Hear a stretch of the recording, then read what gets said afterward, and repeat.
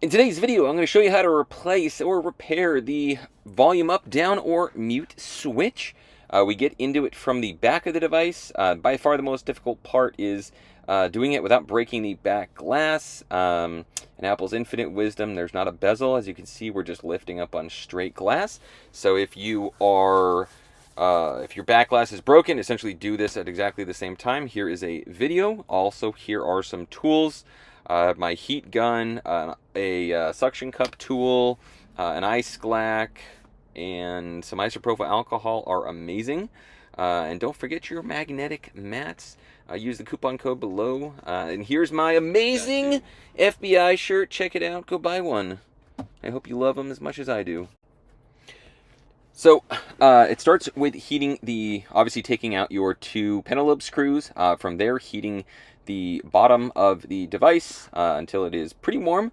As you can see here, I'm also applying some heat with the suction cups intact.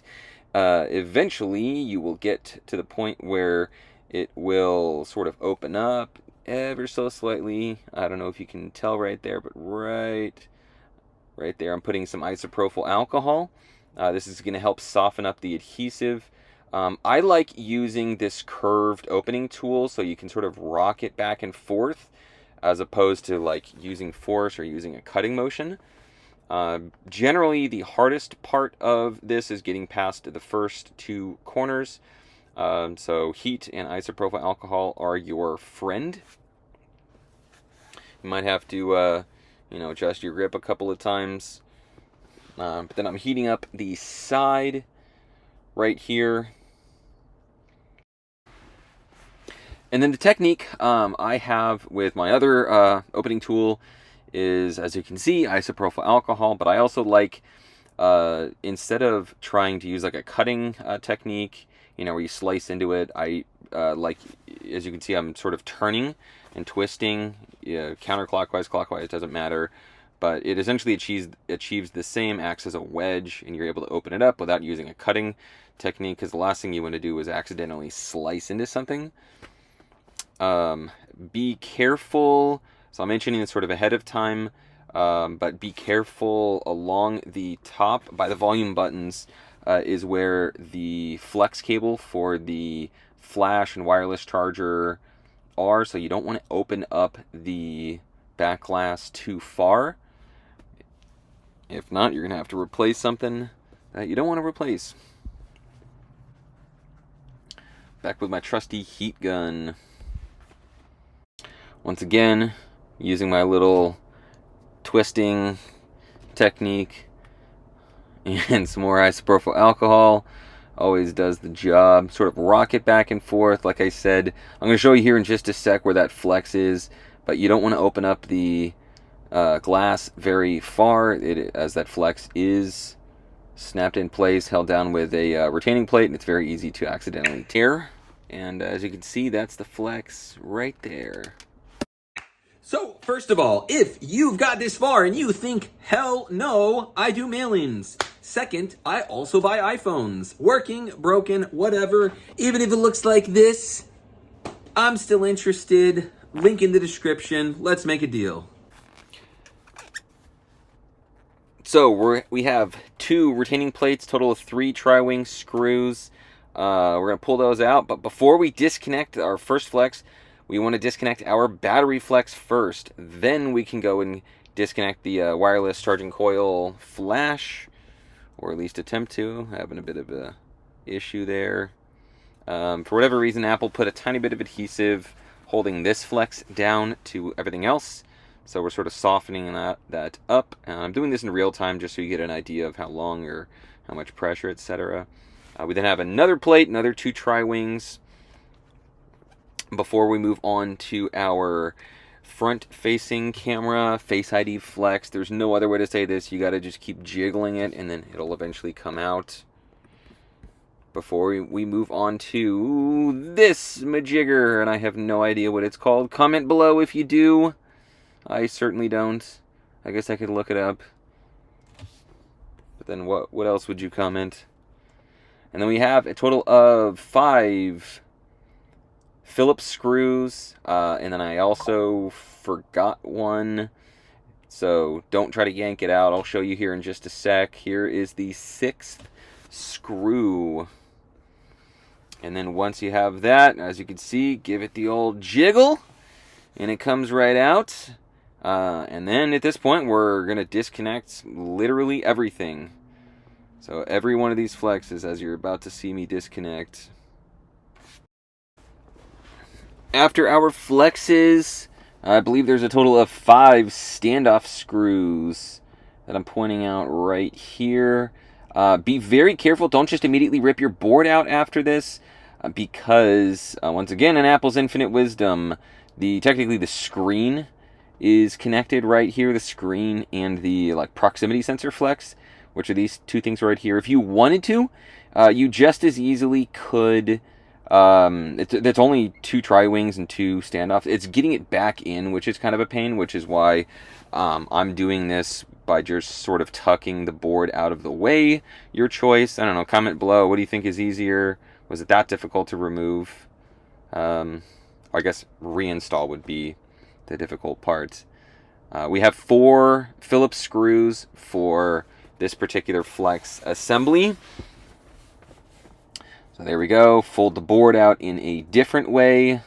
And then I'm going to point this out as to its orientation when I put it back together.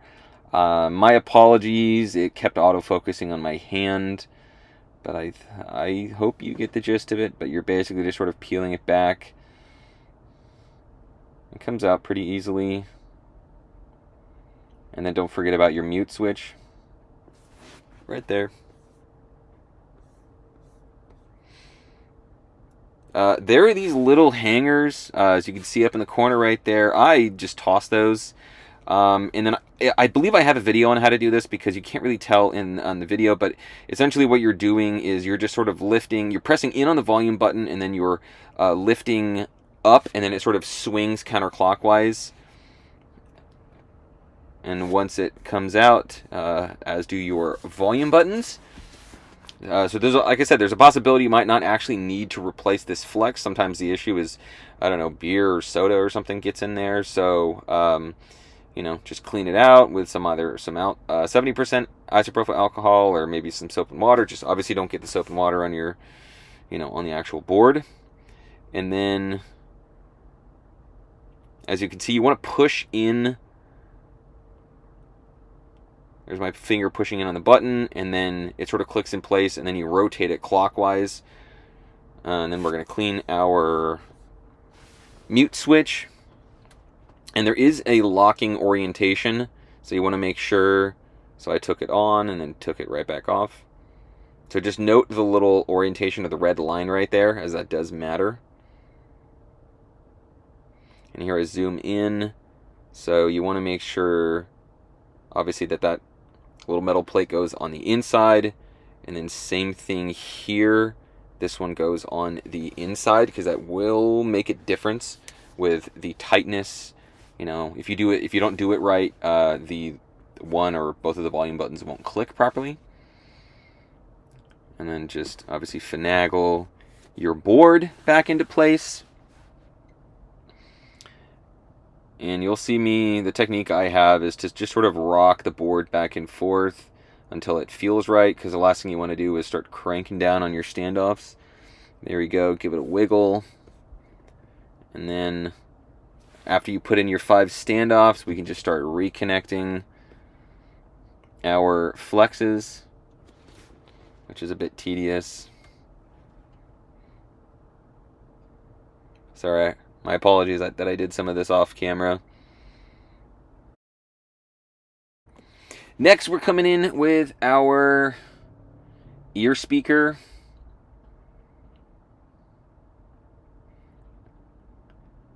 And don't forget about that Phillips that goes right at the edge of the frame.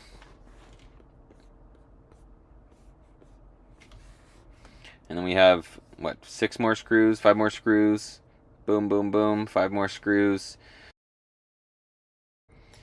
And then just as we had to finagle it out, we got to finagle it back in. I don't have the greatest technique other than just to keep sort of nudging back and forth. I don't know, comment below. Do you have a better method? And then, I know this is an antenna of some sort, but yeah, just snap that sucker in place if you have some double-sided tape. Yeah, battery. You want to make sure your battery is disconnected, because the last thing you want to do is, accidentally short something out. Battery should always be the first and last thing that you're connecting or disconnecting. And then we have our retaining plates, and they have this little hook right here that I just pointed out. Oh, screws have a habit of getting stuck where magnets are. So that's the rear camera, along the perimeter gasket, the Taptic engine, or the loudspeaker.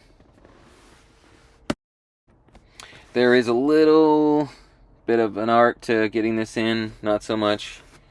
But yeah, you just want to make sure it's flush right there. Make sure there are no screws that are stuck to the side. Snap, snap.